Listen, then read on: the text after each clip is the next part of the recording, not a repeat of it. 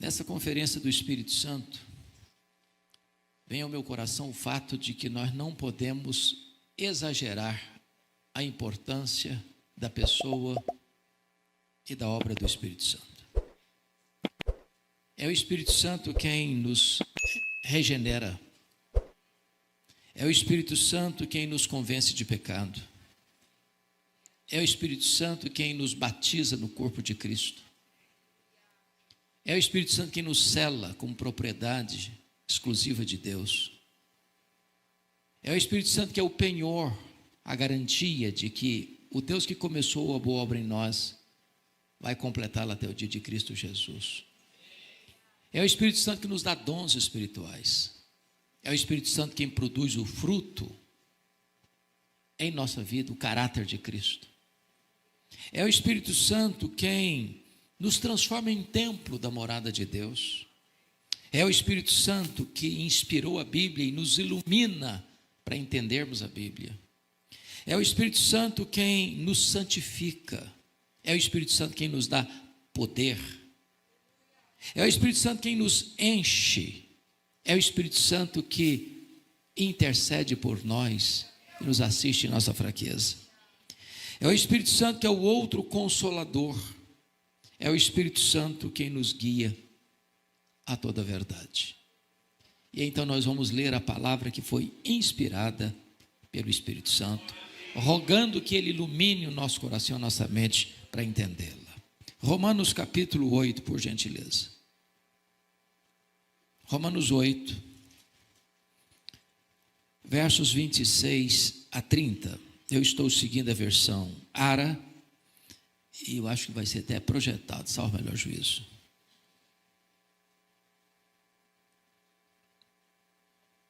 Antes de ler esse texto, todos sabem que Romanos é o grande manifesto cristão. É o Evangelho segundo Paulo. É a obra teológica mais robusta que foi escrita. Talvez o livro mais importante na história da igreja. Foi com a leitura de Romanos que Aurélio Agostinho foi convertido.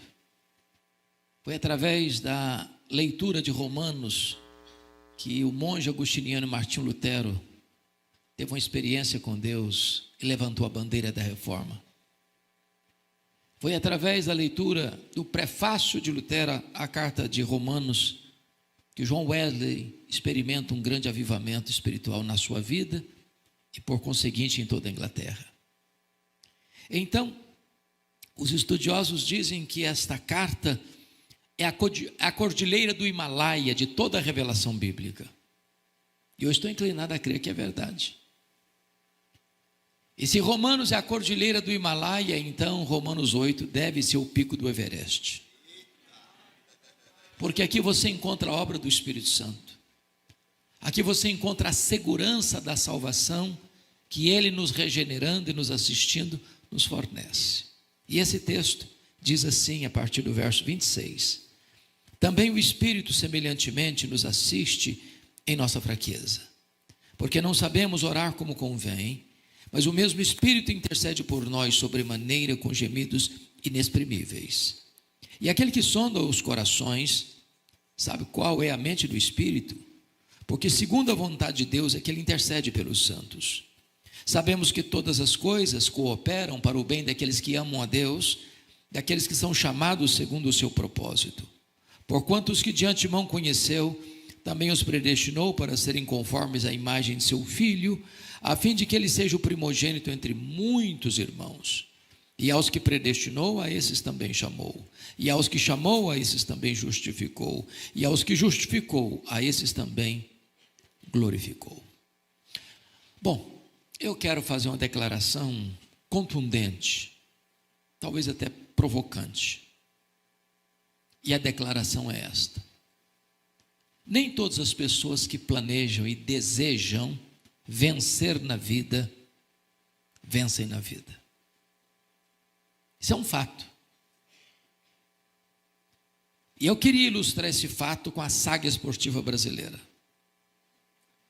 Claro que eu não vou recordar vocês a goleada de 7-1. Eu vou trazer à memória esclarecida de vocês fato anterior, 1950. O Brasil hospedava, naquela ocasião, pela primeira vez, uma Copa Mundial de Futebol. A imprensa internacional apontava o Brasil como forte candidato a sagrar-se campeão do mundo. Para não frustrar a expectativa, o Brasil abre aquele campeonato no Maracanã, construído para aquela finalidade, goleando o México por 4-0. Vem para São Paulo e empata com a Suíça por 2-2. Depois ganha da então Iugoslávia por 2-0, classificando-se para a fase seguinte. Quando vai para a fase seguinte, o Brasil se torna um fenômeno, porque ele goleou a Suécia por 7-1. Vai para a semifinal e goleou a Espanha por 6-1. E no dia 16 de julho de 1950, o Brasil entra no Maracanã, com 198 mil torcedores, dependendo apenas de um empate com o Uruguai para sagrar-se campeão do mundo. No Brasil inteiro se festejava, as bandeiras eram desfraldadas, as pessoas dançavam nas praças e nas ruas, já comemorando antecipadamente a vitória. Para não frustrar, novamente, a expectativa, o Brasil entra em campo e faz 1-0 no primeiro tempo. Quase que volta para o segundo tempo com a faixa de campeão no peito. A partida começa, o Uruguai empata o jogo. Mas o Brasil ainda era o campeão do mundo. Mas antes da partida encerrar, o Uruguai fez 2-1. E o Maracanã cobriu-se de silêncio. E a nação brasileira de lágrimas. E a expectativa de vitória transformou-se em derrota amarga e fatídica. Quero dizer a vocês, entretanto, que este não é o destino dos filhos de Deus. Nós não temos apenas expectativa de vitória, nós temos garantia de vitória. Nós já somos mais do que vencedores em Cristo Jesus, nosso Senhor. O texto lido nos revela isso.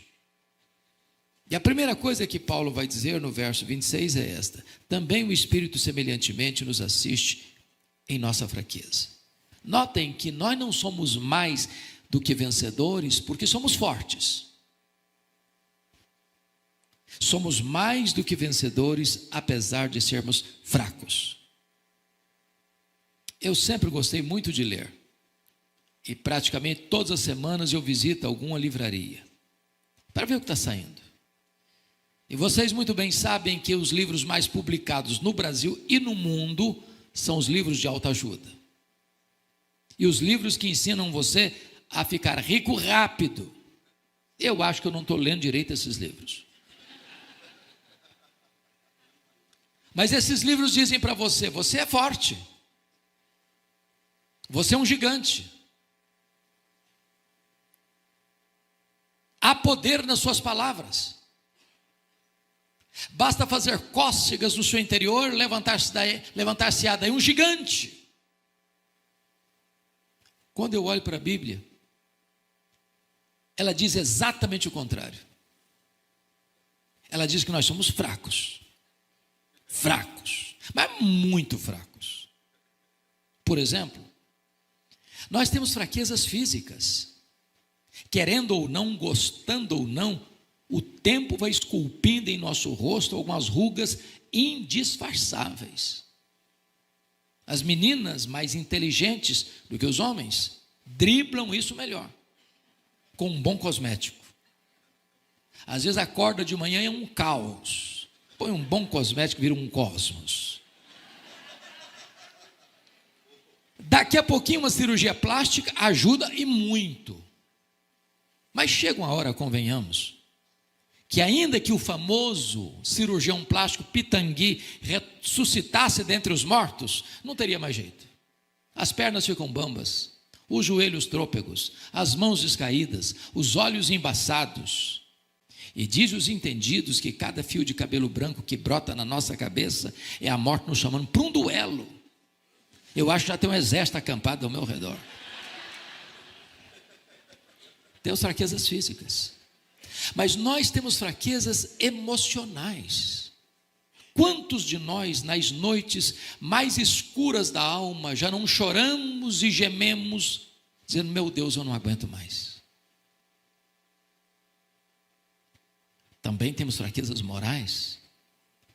Já prometemos a Deus, com lágrimas nos olhos: meu Deus, eu nunca mais vou cometer este erro. E daqui a pouco você se flagra cometendo o mesmo erro. Não é porque faltou para você sinceridade, não, faltou para você poder. Mas ainda nós temos fraquezas espirituais.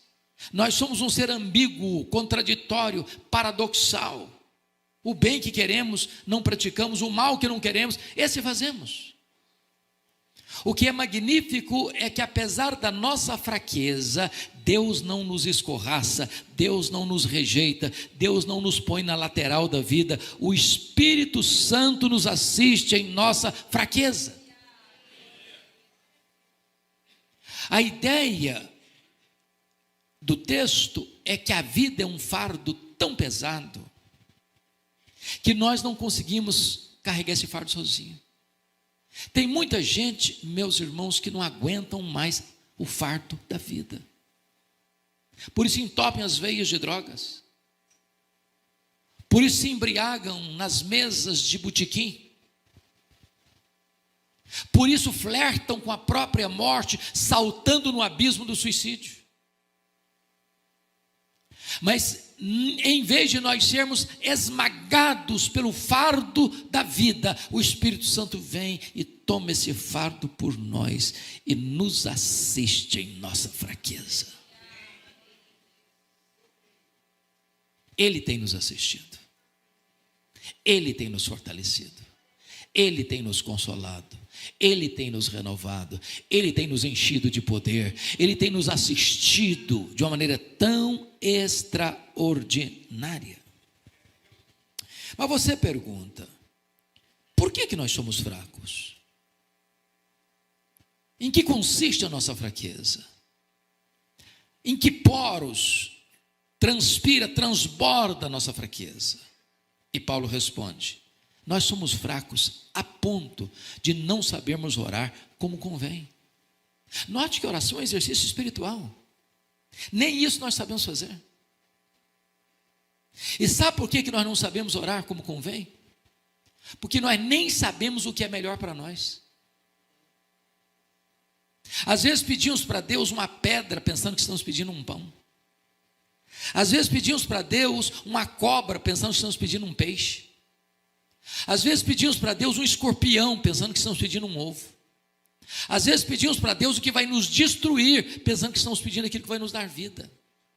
Deixa eu me dizer, Deus ama tanto você, Deus gosta tanto de você, Deus se importa tanto com você, que Ele não dá o que você quer. Ele dá o que você precisa. Ele dá o melhor. Eu não sei orar como convém. Então, para os rapazes e moças aí, fica calmo, tá?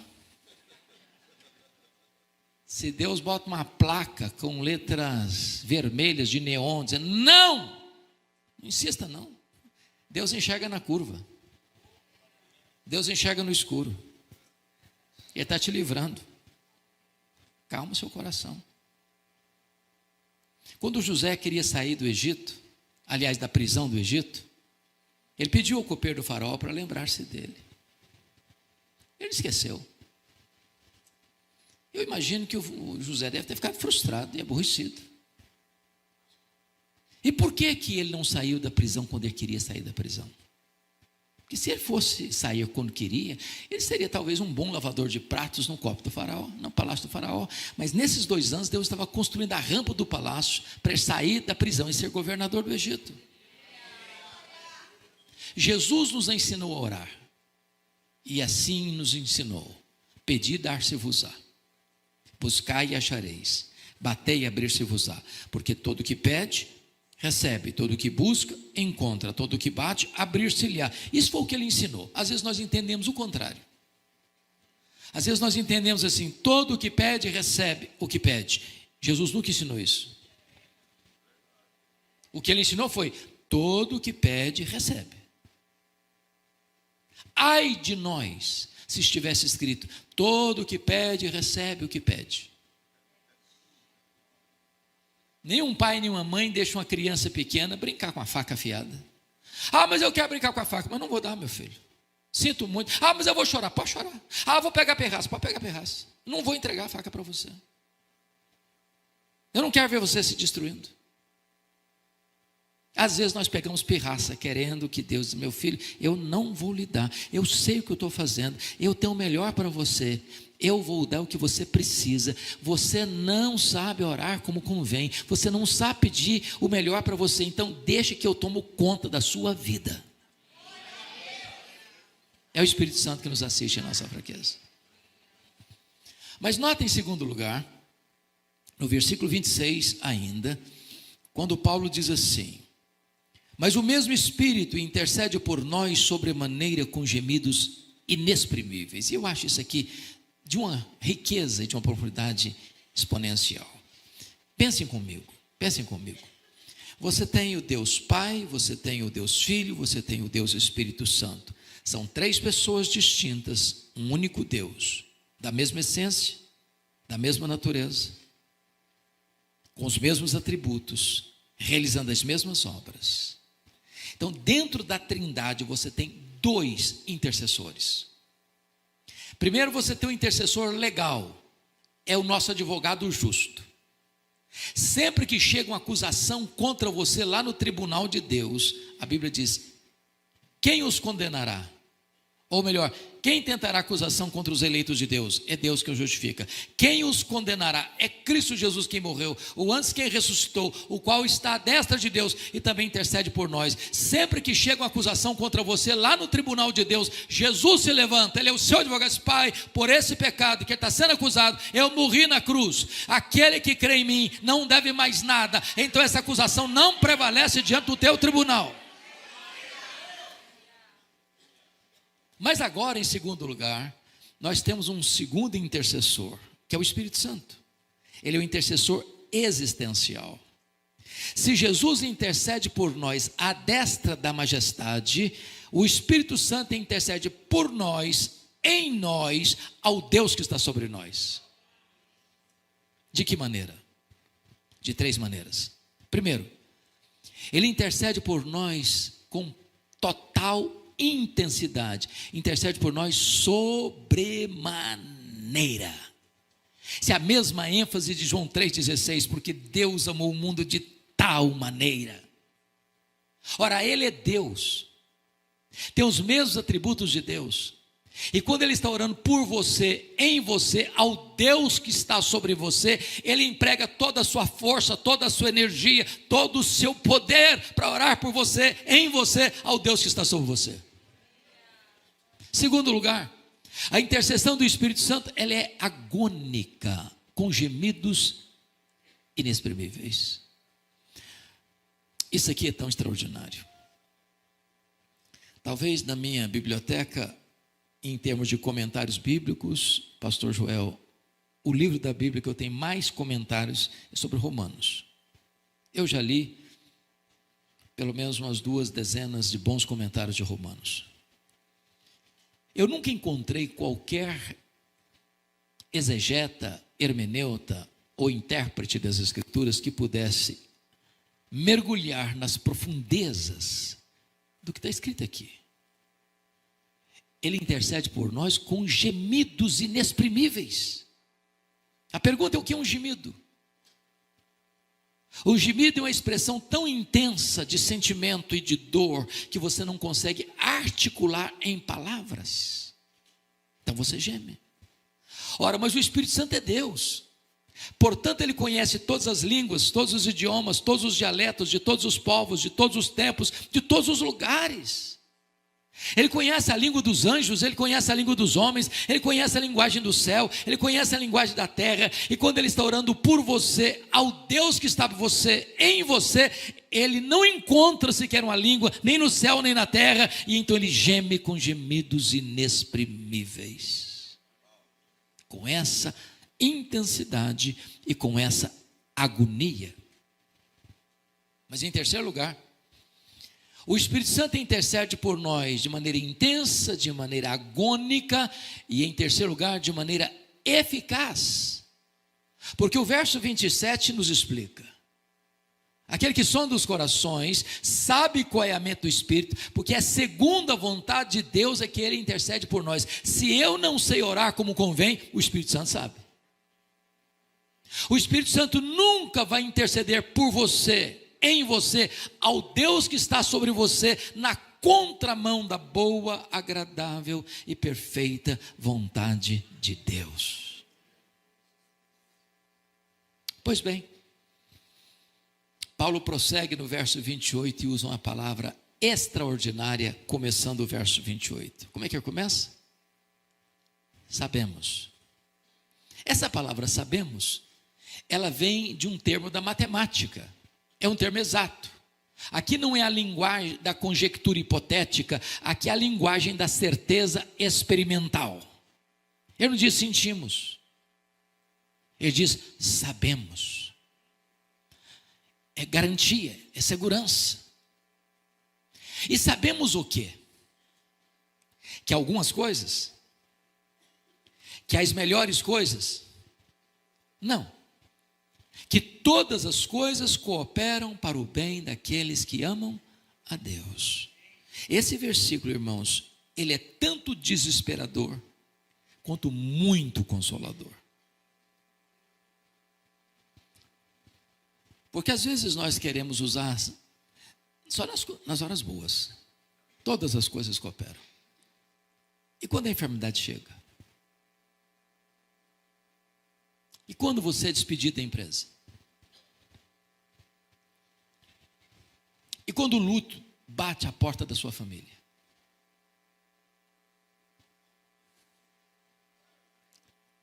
Pode ser desesperador. O que Paulo está querendo dizer com isso? Primeiramente, vamos entender o que ele não está dizendo. Paulo não está dizendo que todas as coisas que acontecem com você são coisas boas. Ele não está dizendo isso. Aliás, uma frase de efeito de livro. Por que coisas boas acontecem com pessoas ruins? E por que coisas ruins acontecem com pessoas boas? Eu quero dizer para você que crente enfrenta problema. Crente fica doente. Crente bate carro. Crente enfrenta acidente. Crente chorador do luto. Crente enfrenta até bala perdida na rua. Crente é sequestrado. Então coisas ruins acontecem com gente de Deus. Quem está falando isso é Paulo. Se pensa num cara que atraía a tempestade, Paulo era um deles. Por onde Paulo passava, ele enfrentava problema. Era preso aqui, era açoitado ali, batia no cara com varas acolá, enfrentava naufrágio aqui, era acusado acolá. O homem vivia uma luta tremenda e constante. Mas ele diz, sabemos que todas as coisas cooperam para o bem daqueles que amam a Deus. Segundo, Paulo não está dizendo que as coisas se encaixam por si mesmas, como o pastor brincou agora há pouco. Vou dar uma olhadinha no horóscopo para ver se o negócio está bom para o meu lado, se os astros estão a meu favor. Vou dar uma olhadinha em que roupa que eu vou usar hoje para ver se o dia melhora para mim. As coisas se encaixam. Não existe esse negócio não. Não existe isso não existe coincidência, não existe azar, não existe sorte, não existe determinismo, não existe olho gordo, não existe macumba para crente. A nossa vida está nas mãos do Deus Todo-Poderoso. A sua vida está guardada, protegida por aquele que tem as rédeas da história em suas mãos. As coisas não se encaixam como que não coincidência não. Quem está tecendo os fios da sua vida é o tapeceiro divino. Tem hora que tem coisa assim difícil, tem hora que tem cores mais fortes, tem hora que tem cores mais leves. Ao final isso vai ser um produto maravilhoso. Terceiro, Paulo não está dizendo que todas as coisas cooperam para o bem de todas as pessoas. Quem semeia vento, colhe tempestade. Quem semeia na carne, da carne colhe corrupção. Mas se você ama Deus, Deus está trabalhando as circunstâncias da sua vida, para que ao fim tudo seja feito para o seu bem. Me permita dizer isso. Tem hora que você não consegue entender o que Deus está fazendo. É verdade. Preste atenção nisso. Se eu conseguisse entender quem é Deus plenamente e tudo que Ele está fazendo, eu seria parecido com Ele, igualzinho a Ele. Eu sou pequeno, eu sou limitado, eu sou fraco. Deus é soberano. Então deixa eu lhe dizer algo. Se você não está entendendo o que Deus está fazendo na sua vida, você pode entender quem é Deus. Ele é bom, Ele é soberano, Ele é seu Pai. Ele está trabalhando por você e não contra você. Me permita ilustrar. Quando Albert Einstein veio à América depois do sucesso da teoria da relatividade, uma repórter perguntou para a esposa dele, que o acompanhava, assim: a senhora compreende a complexa teoria da relatividade pela qual o seu marido é tão famoso no mundo? Ela respondeu: não, eu não compreendo a complexa teoria da relatividade pela qual meu marido é tão famoso no mundo, mas eu compreendo o meu marido. Eu posso não saber tudo o que Deus está fazendo comigo, mas eu posso saber que Deus é bom, que Ele é meu Pai, que Ele tem o melhor para nós. Igual aquele menino que caminhava pela rua, feliz da vida, com um pacote nos braços, correndo alegre, feliz. Alguém a bordo me disse: meu filho, o que você está fazendo? Por que você está tão alegre assim? É por causa desse pacote? O que tem desse pacote aí? Eu não sei o que tem desse pacote aqui não. Mas por que você está tão alegre então? Porque foi meu pai que me deu. Meu pai só me dá coisa boa. Me permite ilustrar de outra maneira. Quem já leu As 5 Linguagens do Amor, de Gary Chapman? Vários aqui. Quando ele era criança, brincando aos pés da mamãe dele, a mãe estava fazendo um bordado à mão. E ele olhou o bordado de baixo para cima, pelo avesso, e não conseguiu conter. E disse: mamãe, mas que coisa horrível o senhor está fazendo. As linhas estavam soltas. A mãe compreendeu o dilema dele, pegou no colo, mostrou o bordado de cima para baixo.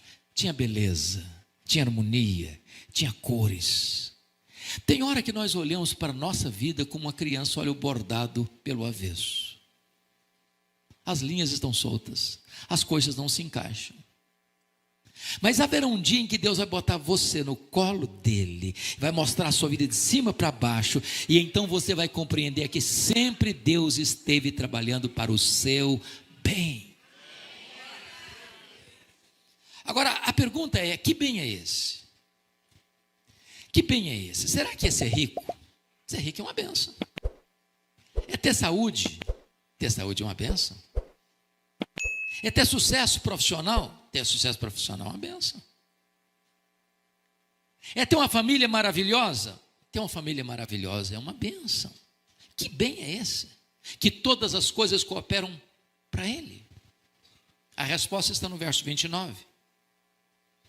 E no verso 29 está escrito que Deus nos predestinou para sermos conformes à imagem do seu Filho. Sabe qual é o grande projeto de Deus na sua vida? Não é você ser rico, não é você ser famoso. Isso pode até vir a reboque. O grande projeto de Deus na sua vida é fazer de você uma pessoa parecida com Jesus. Em outras palavras, o projeto de Deus não é apenas levar você para o céu. O projeto de Deus é transformar você à imagem do Rei do céu.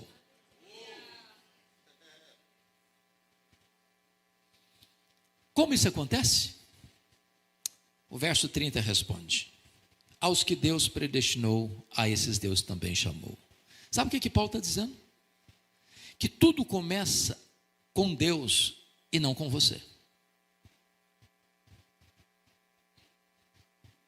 Não fui eu quem escolhi a Deus, foi Deus quem me escolheu. Não fui eu quem achou Jesus, ele não estava perdido, perdido estava eu. Foi ele que me achou.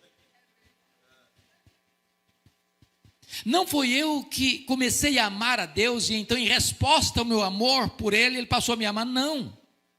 Ele me amou primeiro. O meu amor por Ele é um refluxo do fluxo do amor dele por mim. E então Paulo diz assim: aos que Deus predestinou, a esses Deus também chamou. E esse chamado, nas palavras do próprio Jesus, é a voz do pastor. As minhas ovelhas ouvem a minha voz. É a voz do Evangelho. É a voz que ecoa desse púlpito domingo após domingo. É a pregação das Escrituras.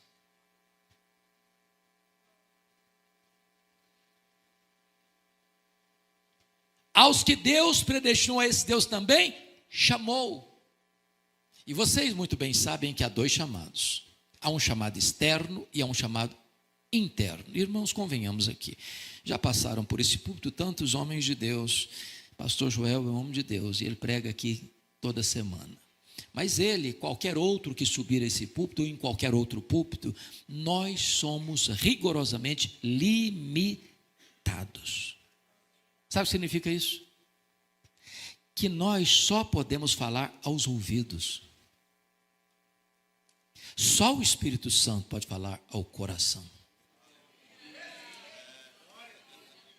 Foi isso que João Batista disse no deserto: eu batizo com água, mas aquele que vem depois de mim é mais poderoso do que eu, ele vos batizará com o Espírito Santo e com fogo.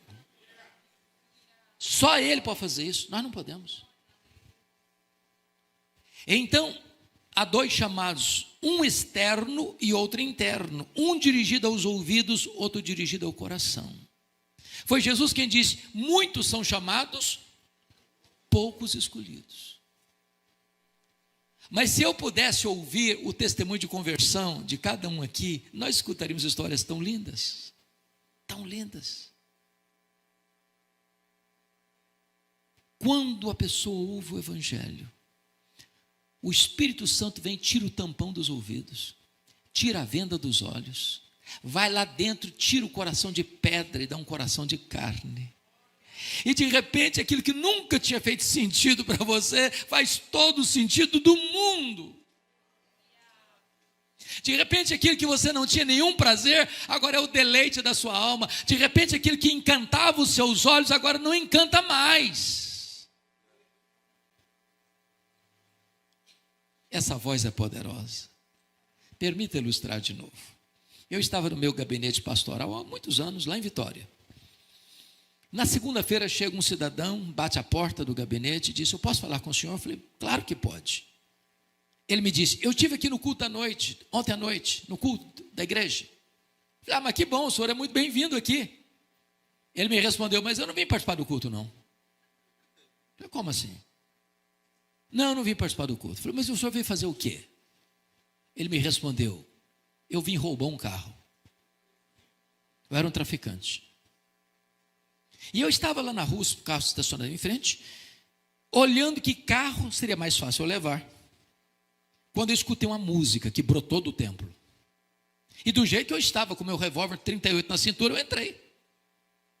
E quando eu entrei, a palavra de Deus foi tão poderosa no meu coração, que as escamas caíram. E eu saí daqui ontem chorando, e cheguei em casa chorando, e minha mulher me perguntou: o que aconteceu com você, Ricardo? Alguém te machucou? Alguém te feriu? Eu respondi para ela: não, mulher, aquele homem que você conhecia não existe mais. Jesus mudou a minha vida.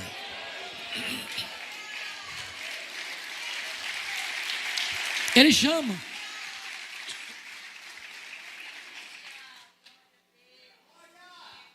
Chama na rua, chama no hospital, chama numa cama de CTI, chama num campo de futebol, chama no bar da esquina. Um dos meus colegas de turma se converteu de uma maneira muito interessante. Ele estava vindo de um baile de madrugada, bêbado. Viu um folheto rasgado, sujo, amarrotado no chão, cheio de poeira. Ele pegou o folheto. Ainda tinha lucidez para ler. E leu o folheto amarrotado e se converteu de madrugada, sozinho no meio da rua, voltando para casa bêbado. Pastor, pregador do Evangelho. Então a voz de Deus é poderosa. O que Deus predestinou, a esse Deus também chamou. E prossegue Paulo: e aos que Deus chamou, a esses Deus também justificou. Meus irmãos, aqui está o coração da Bíblia. Eu quero encorajar você em nome de Jesus. Obrigado, Carisma. Estudem, compreendam o que a Bíblia ensina sobre justificação. Irmãos, isso é a essência da Bíblia. Justificação é um ato legal de Deus, não é um processo, como a santificação. É um ato, acontece uma única vez, nunca mais se repete. Não acontece dentro de você, não acontece lá no tribunal de Deus. A justificação não tem graus, significa uma pessoa que acabou de ser regenerada agora está tão justificada quanto um crente de 50 anos de vida piedosa. Então vamos compreender um pouquinho o que é isso. A Bíblia diz que todos pecaram e destituídos estão da glória de Deus. Quantos pecaram? Todos. Quantos estão destituídos da glória de Deus? Todos. Quantos justos existem? Nenhum sequer. Então aqui está todo mundo no mesmo nível. Agora, a Bíblia diz que nós pecamos por palavras e vamos dar conta no dia do juízo por todas as palavras frívolas que proferimos. Preste atenção. Você lembra de todas? Só fazer um checklist. Já falou mal dos outros?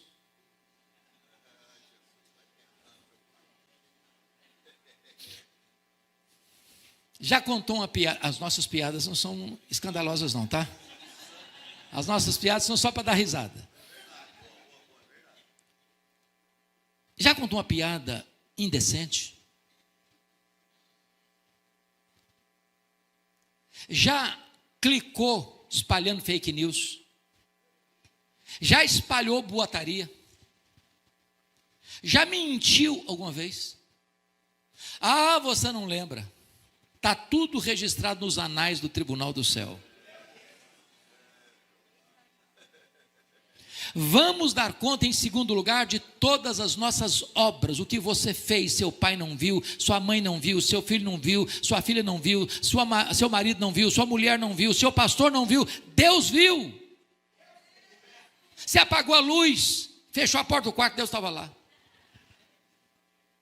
Vamos dar conta no dia do juízo pelas nossas omissões. Se você sabe que deve fazer o bem e não faz, nisso você está pecando.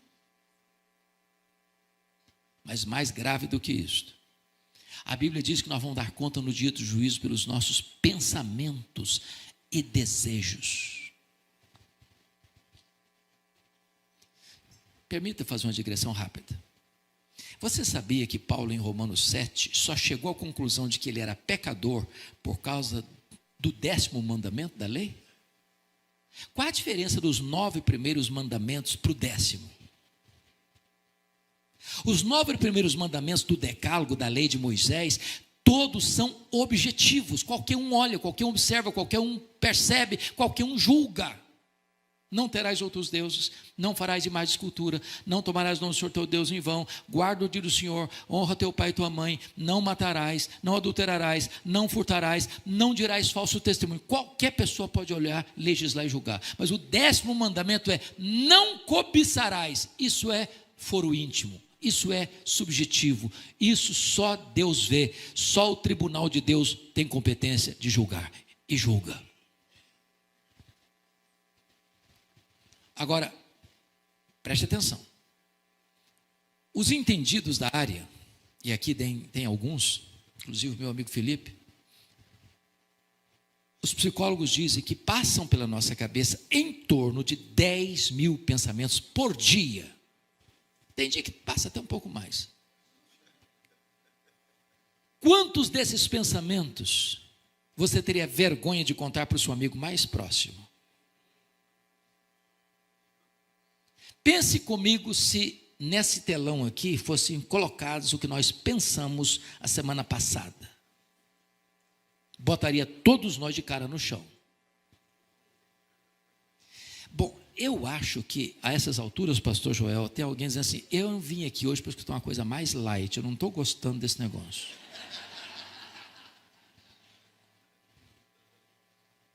Mas então eu vou lhe fazer um elogio, mas um elogio assim muito alto. Imagine que você seja a pessoa mais piedosa de Americana. Imagine que você durante um dia inteiro não pecou nem uma vez, nem por palavras, nem por obras, nem por omissão. Imagine que desses 10 mil pensamentos por dia, você teve 9.997 pensamentos bons. Só 3 pecaminosos. Você já seria quase um anjo ambulante. Mas se você tiver só 3 pecados por dia, no final de um mês, quantos pecados você terá? 90. E no final de um ano? Quem fez comum aí? 90 vezes 12. 1.080. Vamos arredondar para 1.000, para melhorar. Se eu tivesse só 3 pecados por dia, eu estaria hoje com 66 mil pecados.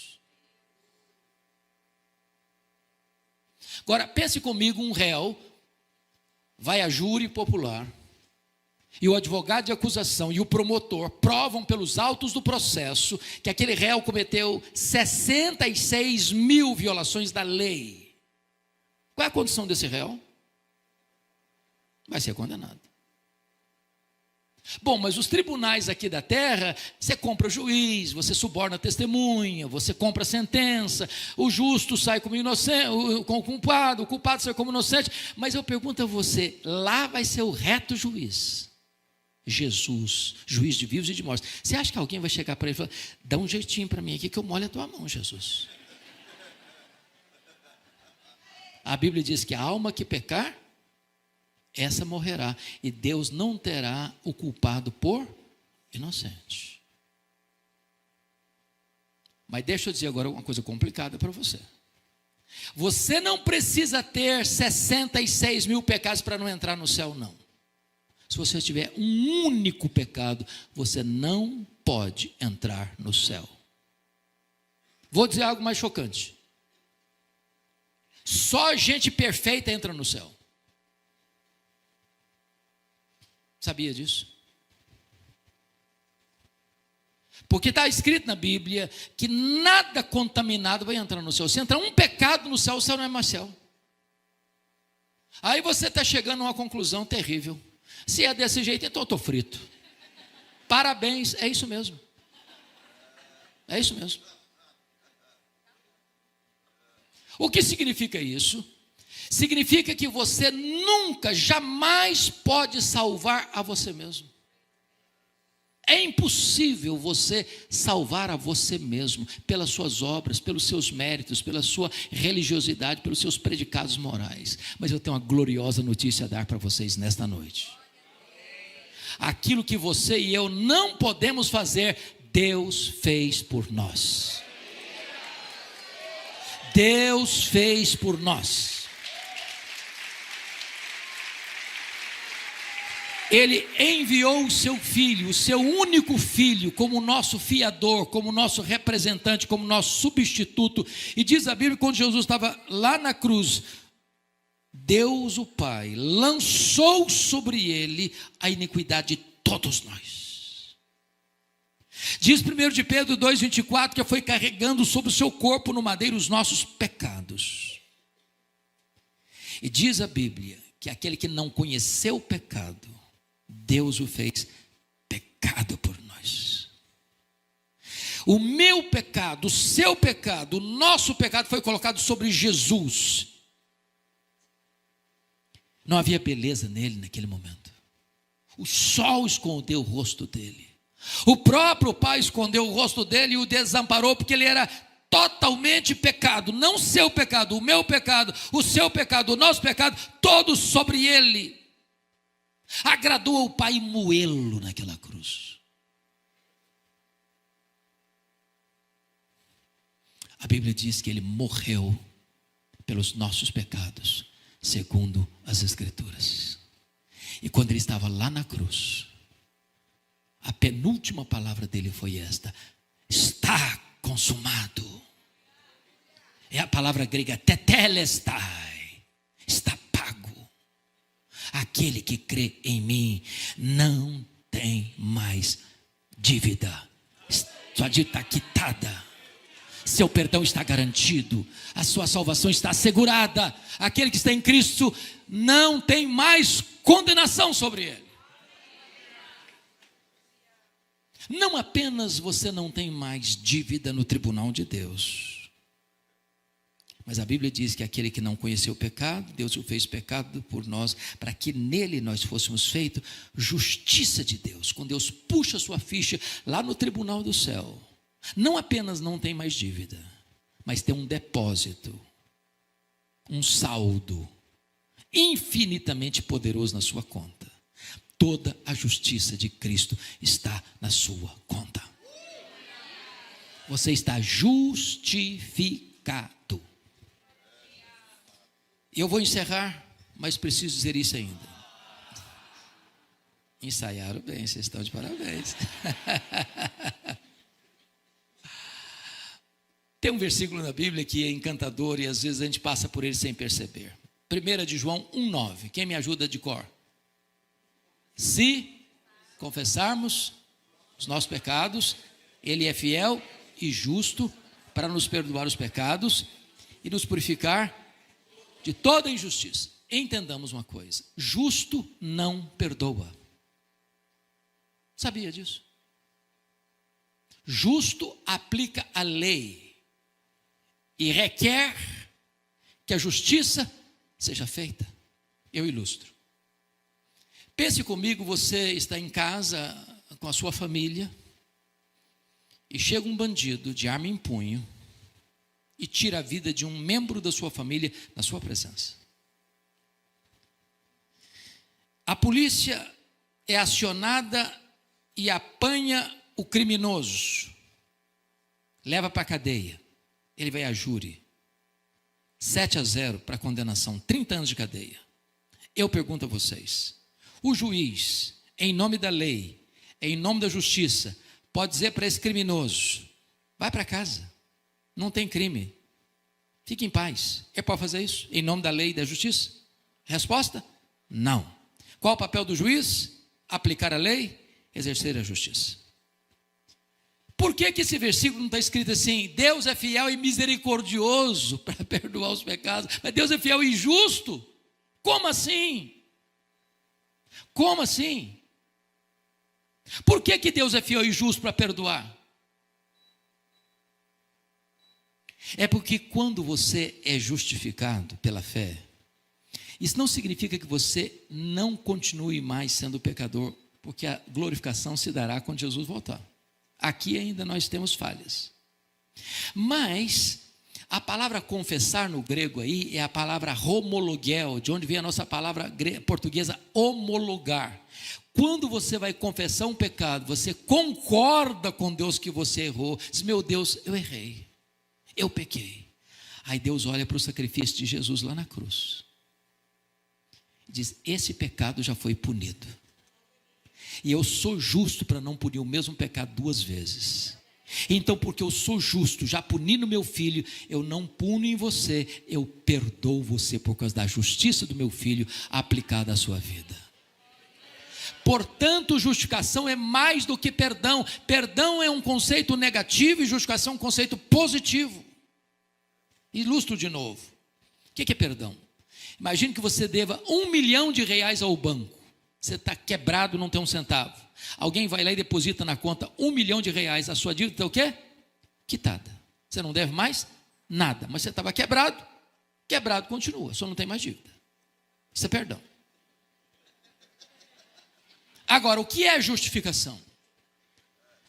Você está quebrado, uma dívida de R$1 milhão. Alguém vai lá e quita a sua dívida.